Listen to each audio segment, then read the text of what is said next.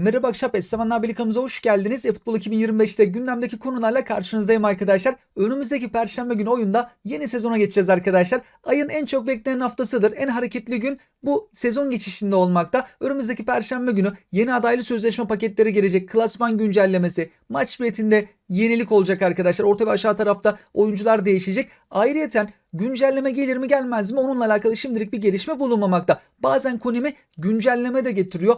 Bu güncellemelerde bazı sorunları düzeltmeye çalışıyorlar. Oyuna yeni epikler, kartlar da eklenebilmekte. Ama güncelleme gelir mi gelmez mi onunla alakalı şimdilik bir açıklama yok. Eğer güncelleme olursa arkadaşlar Konami hafta içi pazartesi salı genelde duyuruyor. Eğer herhangi bir güncelleme duyurusu olmazsa sadece bir sezon geçişi olacak. Ondan dolayı da paketler gelecek ve bazı şeylerin de süresi Perşembe günü sona ermekte.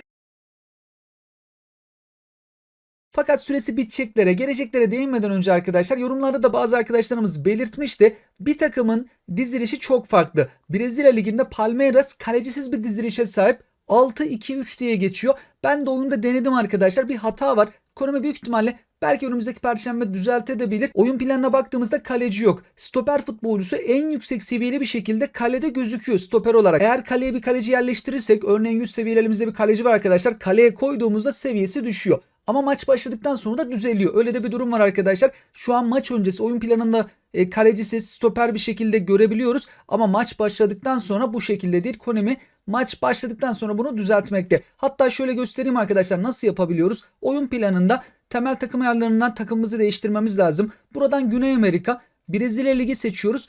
Palmeiras. Palmeiras'ı seçtikten sonra da menajere tıklayıp dizilişi değiştir diyeceğiz. Varsayılan diyeceğiz arkadaşlar. Palmeiras'ın varsayılan dizilişine geçiyoruz. O zaman kalecisiz bir diziliş oluyor. Bu Palmeiras'ın dizilişi. Santrafor 2GF. Beşli bir savunma hattı var.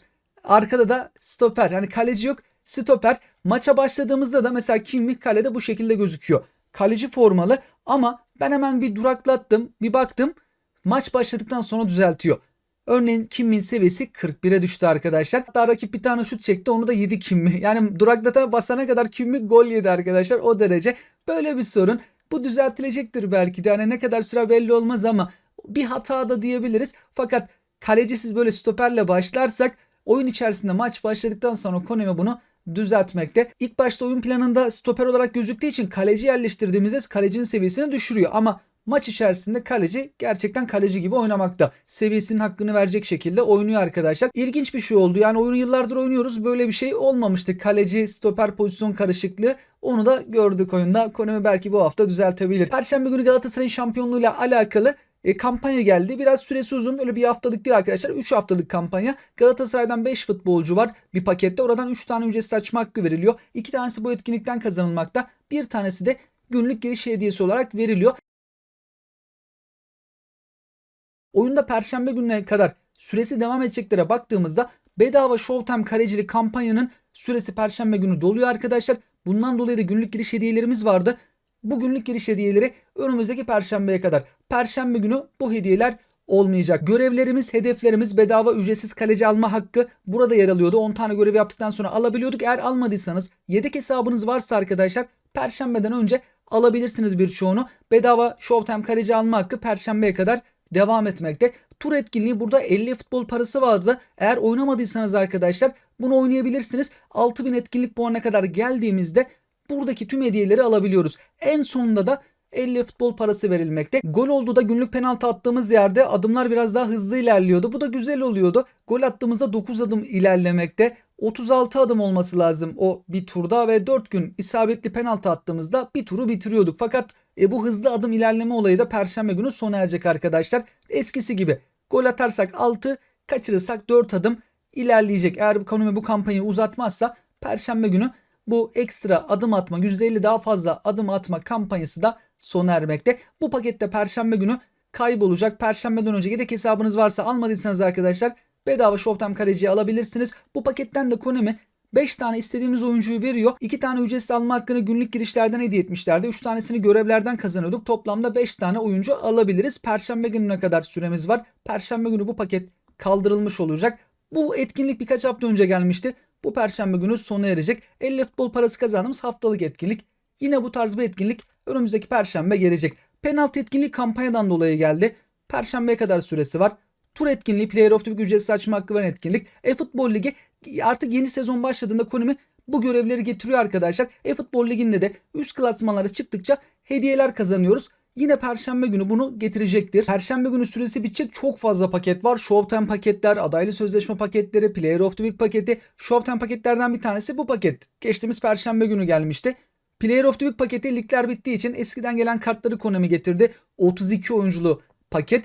Bu Showtime paketler birkaç hafta önce gelmişti. Süresi önümüzdeki Perşembe doluyor arkadaşlar. Ve en önemlilerinden bir tanesi adaylı sözleşmeler. Her ayın bir haftası geliyor. Yeni sezon başladığında geliyor. 4 tane adaylı sözleşme paketi var. Süresi dolacak arkadaşlar. Perşembe günü yeni adaylı sözleşme paketleri gelecek. Bakalım Konami bizim ligimizden hangi isimleri tercih edecek? Bundan öncekinde 5 yıldızlı galiba yoktu. Bu sefer 3 tane 5 yıldızlı futbolcu eklediler. Umarız seviyeler yüksek şekilde güzel futbolcuları tercih ederler. Özellikleri arttırırlar. Süper Lig etkinliklerinde Süper Lig kadrosu kuruyorsak o anlamda işimize yarıyor. Yoksa seviyeler öyle çok yüksek değil. Epikler 108, 107, 106 gibi seviyelere çıktı. Tabi buradaki seviyeler bayağı bir aşağıda kalıyor. Ancak Süper Lig etkinliklerinde, Süper Lig kadromuzda belki kullanabileceğimiz isimler haline geldiler. Önümüzdeki Perşembe günü maç bileti de yenilenecek. Orta ve aşağı taraftaki isimler değişecek. Bellingham kardeşler vardı. Aşağı tarafta Real Madrid'deki Bellingham 101 seviyeye kadar da çıkıyor kartı. Orta taraftaki küçük Bellingham'ın seviyesi biraz daha düşüktü abi Bellingham'a göre. Ligime eklenen kiralık futbolculara baktığımızda Lampard'ın Big Time Epic kartı, Romaglio'nun 2 güçlendiricilik kartı, Schneider'in de 2 güçlendiricilik kartı eklendi. Eğer bu kartlarla e-futbolda oynamadıysanız arkadaşlar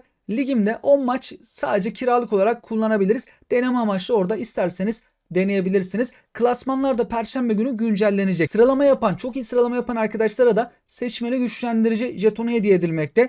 Dağılım bu şekilde. Örneğin 5.000 ile 10.000 arasında bir sıralama yaptıysak 20, yani çok fazla değil. Yukarı sıralamalar ilk 200'e giren arkadaşlara da 100 seçmeli güçlendirici. Bu da bir futbolcu istediğimiz güçlendiriciyi basmaya yaramakta. Armalar istenirse kullanılabilmekte. Şu anki futbol liginde gösterdiğimiz başarıya göre de istersek yeni armamızı kullanabiliriz. Burada da sıralamaya göre armalar verilmekte. Perşembe gününden itibaren istenirse kullanılabilir. Oyunda bugün biteceklere baktığımızda bugün bitecek derken arkadaşlar yarın sabah 5'e kadar süremiz var aslında. Yarın sabah 5'te de yeni paket ve etkinlikler gelecek. Süresinin bitmesine az kalan etkinliklerimize baktığımızda 50 futbol parası veren etkinliğimiz, yarın yenisi gelecek. Tur etkinliği, bir tane pozisyon antrenörü, az GP ve az futbol puanı kazandığımız etkinlik. Epic paket, geçen hafta 2 tane paket gelmişti. Bir de dün tabii Konami Showtime paket getirdi. 3 tane paketin süresinin son saatleri, yarın sabah 5'e kadar süreleri var. Yarın sabah 3 paket kaldırılmış olacak. Epic paket, Showtime paketin süresi çok kısa, 48 saatlik geldi. Yarın sabah 5'te Luka Modric'li paket olmayacak. Luka Modric için de açılır mı? 50 oyunculu bir paket. Öyle çok fazla oyuncu yok ama tabii erkenden çıkaramazsak. Bende öyle oldu. Bende çok geç geldi arkadaşlar. 42. oyuncuydu. Bayağı bir futbol parası harcadık. Seviyesi de çok yüksek değil. 103'e kadar çıkıyor. Şu anki yaşına göre tasarlandı. O en iyi olduğu zamanların bir kartı da değil arkadaşlar. Luka Modric'in pozisyonunda oynayan çok daha iyi özellikle epik kartlar da var oyun içerisinde. Eğer az futbol parasına gelirse güzel ama çok futbol parası harcatırsa değmez diye düşünüyorum ben açıkçası arkadaşlar. Luka Modric'in belki ileride epik kartı gelirse çok daha iyi olacaktır. Dediğim gibi bu pozisyonda göbek, ofansif orta saha gibi orta saha pozisyonunda çok daha iyi epik kartlar oyunda yer almakta özellik anlamında. Pazartesi günü gelen Manchester City Club Selection'ında bugün son gün arkadaşlar. Yarın kaldırılmış olacak. Yarına geçtiğimizde klasik pazartesi etkinlikleri gelecek. 50 futbol parası kazandığımız etkinlik. Bir de tur etkinliği. Yanında epik paketimiz var arkadaşlar. Gelecek epik futbolculara baktığımızda hücum futbolcuları milli takım kartlarıyla karşımızda. Belçika milli takımı formalı Eden Hazard. Kıvrak hareketlenme kendine has becerisi bulunmakta. Giroud A delen kafa vuruşuyla gelecek. Hava toplarında çok etkili bir isimdir. Bir de bu beceriyle daha da etkili bir hale geliyor. Ve top sürme konusunda etkili olacak isim Insigne. Sol açık futbolcusu, İtalyan hücum futbolcusu yarın epik pakette karşımızda olacak. Sağ tarafta da epik pakette yer alacak renkli kartları görüyoruz arkadaşlar. Öyle seviyeler çok yüksek olmayacak gibi. Manchester United'da da forma giyen Zirkzee ilk seviye anlamında yüksek seviyeli. Ya maksimum seviyeler çok heyecan verici, çok yüksek seviyelere çıkmayabilir. Epiklere baktığımızda iki epik futbolcunun seviyesi belli oldu. Hazard ve Giroud'u uygulamalar açıkladı arkadaşlar. Seviyelere baktığımız EFUP uygulaması iki futbolcuyu açıkladı. Bir Insigne'nin seviyesi belli değil. Ben de öyle bir tahminen bir şeyler yaptım arkadaşlar. Eden Hazard'ın ama seviyesi belliydi. 104 otomatik basımda 104 oluyor. Eğer 105 olma yöntemi varsa yarın sabah yine sizlerle paylaşırım. Sol taraftaki menajerimiz L. Roman. Sağ taraftaki de Beckenbauer. Kendisinde güçlendirici olarak top taşıma 2 vardı. Bir tane de top taşıma ben bastım. Seviye anlamında bir artış olmadı ama dediğim gibi eğer 105 yapma yöntemi varsa yarın sabah sizlerle paylaşmaya çalışırım. Sol taraftaki kart yarın gelecek. Sağ taraftaki kart da Eden Hazard'ın daha önceden gelen kartı. Şöyle belki de kıyaslama da yapabiliriz arkadaşlar. Eden Hazard'ın önceki gelen kartı sola çıktı ve ona göre tasarlanmıştı. Oyun tarzı yaratıcı oyun kurucu. Yarın gelecek kartı ofansif orta saha olarak otomatik bastığımızda o şekilde dağıtım yapmakta. Boşluk kollayan oyuncu rakip ceza sahasına da sıklıkla koşular gerçekleştirecek. Oyuncu özellikleri de biraz ondan farklı arkadaşlar. Oynadığı pozisyona göre de oyuncu ilerlemeleri dağıtılmış durumda. Örneğin yarın gelecek kartı da pas değeri öncekine göre daha yüksek. Öncekinde hızlanma değeri daha iyiydi, 96'ydı. Mesela yarın gelecek kartını şöyle detaylı bir şekilde inceleyecek olursak ofansif farkındalığı 84. Top kontrolü, top sürme, sıkı top tutma. 99, 102, 100. Top ayağına yapışacak. Çalımları da çok rahat atar. O topla dönüşleri falan çok iyi yapacaktır. Fiziksel yönden öyle çok güçlü değil. Fiziksel temas 75. Sıçrama, kafa vuruşu yok denecek kadar. Kıpkırmızı, düşük. Hız 93. Hızlanma 94. Tabii kendi istediğimiz şekilde değişiklikler de yapabiliriz. Yarınki kartında pas verme 9 basılmış. Önceki kartında 4 basılıp başka yere verilmişti. Kanatta oynatacaksak belki biraz daha farklı basım yapabiliriz. Pasları 89-83. Bitiriciliği 86. Falso 83. Duran topu düşük. Şut gücü 90. Denge 97. Dayanıklılık 83. Yarın gelecek Eden Hazard kartı ofansif orta sahaya göre tasarlanmış. 27 yaşındaki hali. Daha önceki kartı 24 yaşından Chelsea zamandan kanat kartı olarak tasarlanmıştı. Eden Hazard'la alakalı sizler de yorum ve görüşlerinizi bizlerle paylaşabilirsiniz arkadaşlar. Ciro'ya bakacak olursak Ciro'ya ben otomatik dağıttım. Şut bastım. Birçok menajerde 103 seviyeye kadar çıkıyor. L Roman'da 102 idi ama şöyle bir tanesiyle bakacak olursak arkadaşlar örneğin sol baştaki Beckenbauer menajeri ofansif farkındalığı 93. Bitiricilik 96. Kafa vuruşu 90. Bir de adelen kafa vuruşu da var kendisinde. Hızlanma 82-83. Yaş 32. Şut gücü 91. Fiziksel temas stoper gibi çok yüksek 90. Sıçrama da 86. Boy 1.92. Dayanıklılığı 83. Havadan yerden vuruşları çok etkili olacak bir isim. Öyle çok hızlı değil. Hedef adam oyun tarzına sahip. Sırtı dönükte oynayacak bir isim. Hava hakimiyeti çok iyi olacak bir isim. Orta kafa golü oynayan arkadaşların çok işine yarayacak bir futbolcu. Bir diğer isim de Insigne arkadaşlar. Ben tahminen dağıttım. Dedim ki Ciro 103 geliyorsa Insigne de 104 gelebilir belki. Hani belki de 103 de gelebilir. Ama 104 gelirse nasıl olabilir özellikleri? Otomatik dağıttığımızda bu şekilde. Hızı 86, hızlanma 98, 30 yaşındaki hali 1.63 boyunda. Ofansif olarak top kontrolü, top sürme, sık tutma çok yüksek. Alçaktan pas, bitirecek gibi değerleri de 80'in üzerinde. Falso 86. Tabi bu özellikler otomatik basımdaki hali kendi istediğimiz şekilde bir yerden alıp başka yerde verip daha da geliştirilebilmekte. Ama tahmin arkadaşlar belki 100 seviyeli kart da gelebilir.